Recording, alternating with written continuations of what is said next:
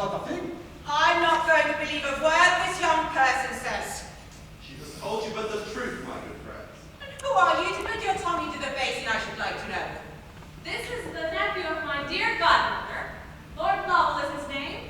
If you think I'm going to be took up with such nonsense, the more for you, I says. But all that Miss Clara has told you is true, Mrs. Spring. She and her serving maid, for certain reasons of their own, agreed to change parts for a few days. Is this really so, my maid?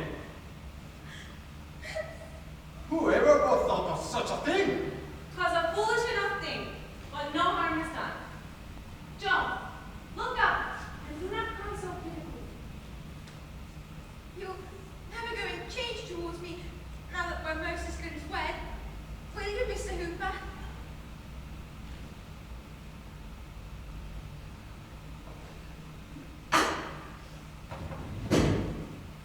Ladies and gentlemen, I have the honor to wish you all a very pleasant evening. Come, Miles. We be all thrown in the heritages. But things will settle back to their old places if you give them a chance. Sit you back and take a drink of something. Don't be foolish, Thomas. As if a man wants to be stung by a wasp, should care to sit himself down in a hornet's nest. You are perfectly right, madam. This is no place for me. I have been sported with. My good name has been treated as a jest.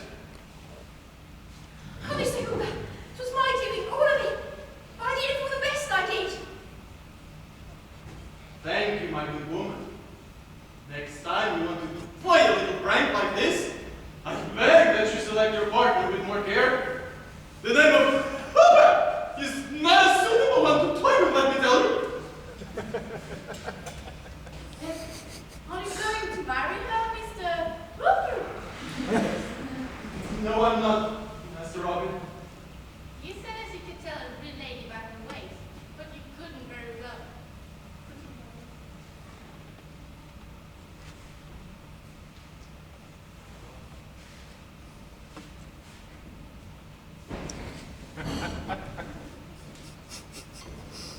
This is the finest hearing in all of the world for me, Miss Joan. Oh, Mr. Jenner, how deep you must despise me. And that I'll never do. Well, I'm blessed if I know where you did it. Well, it's my fault as it was hers, Mr. Jenner. There were things that each of us wanted and thought we might get by changing places one with the other. Well, my maid, I am blessed if I would know what you was hunting about for, dressed up as a watching wench. It was something that was mine when I was a small child, but which I lost. Oh, Georgie, do you know how to find things which is lost? It was him who brought back the yellow bullet when parents strayed off. Yeah, and he was did find the blue hair ribbon when it was broken in a field. I believe that he always knows which of them are worse. I really too. Why, George, you was like dog. What put you on the scent like? Oh, it was not one, but many things. And if you want clear proof, turn back to places and go to sleep, Miss Clara. What for, George? Well, she was doing on the tapes this morning, right? He did pull up his sleeves, and it was then that I held the proof. Not that was needed for me, but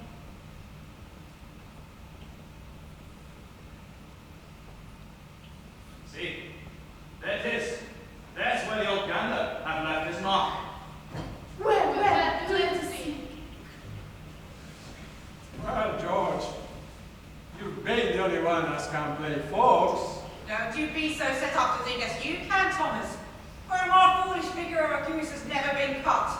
A man might tell if it was his sister, if so be as he had his full senses upon him. Never you mind, Emily. As I said to George, he been the only folks. How's now, my lad? I don't see what you be driving at, Master. What about that bit of blue ribbon, Georgie? Yes, Thomas. Tell Georgie to give it back to me. No, and that I will not.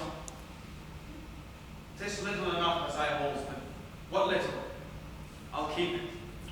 Oh, Georgie, those words are like a frail bridge on which I can stand on for a while.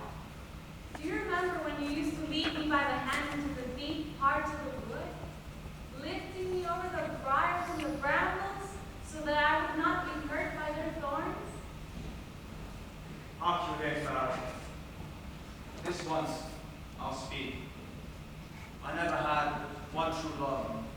There was a maid who would run through the woods and over all the meadows, her hand in mine. I would learn she the note of every bird. When the evening was come, I would watch till the old mother badger would get them out of her hole and start hunting in the long grasses. Oh, Georgie, then there was no need for the disguise that I put upon myself. Do you think it's the moon in higher light and the bay no cloud on the sky cloud? I went in fear for what this gold and silver might raise up between you and me. That's all. Finish on no way, my maid.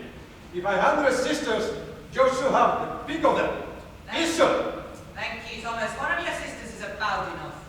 Hark you here, mistress. There's many a cloudy morning turns out sunshiny day. Ain't that a true saying, Joe? That is, dear Luke. Well, Miss Clara, seems there is nothing more to be said. And that is the most sensible thing that has to be said this long while. Thomas, your sister fancies you as a poor grisly sort of a mother. She might have took up with this young man who has a very respectable appearance.